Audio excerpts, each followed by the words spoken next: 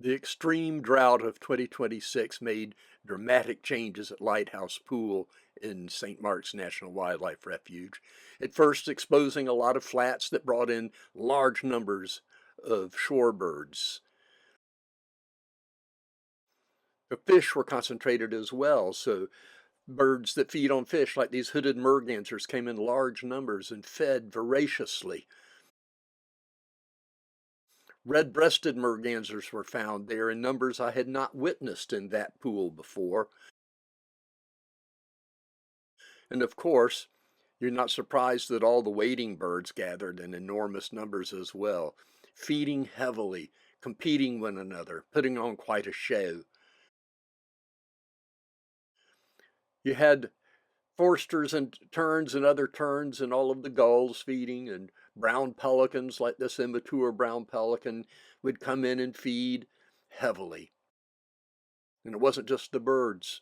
River otters were feeding and putting on quite a show right next to us. It was thrilling. But change was still going on.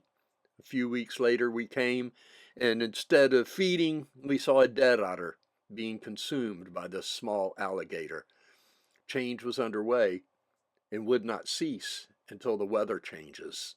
That hasn't happened yet. Upon the next visit, the scene was really devastating. Dead fish everywhere. You see, as the water level drops, the oxygen level can't be renewed, and the temperature of the water rises, and the food is all depleted. And that day there were hundreds upon hundreds upon hundreds of dead fish wherever we looked. The only thing feeding on them were gulls picking at the carcasses. All of the wading birds were gone. A few shorebirds were left because there's still flats and there's still polychaetes and other things in that mud for them to eat. But their numbers were diminished as well. Eventually, water will return and Lighthouse Pool will be renewed. Perhaps not what it was before, but it will sustain life, as always it has. And wherever there is life, there is beauty. And we will return and appreciate that beauty again someday.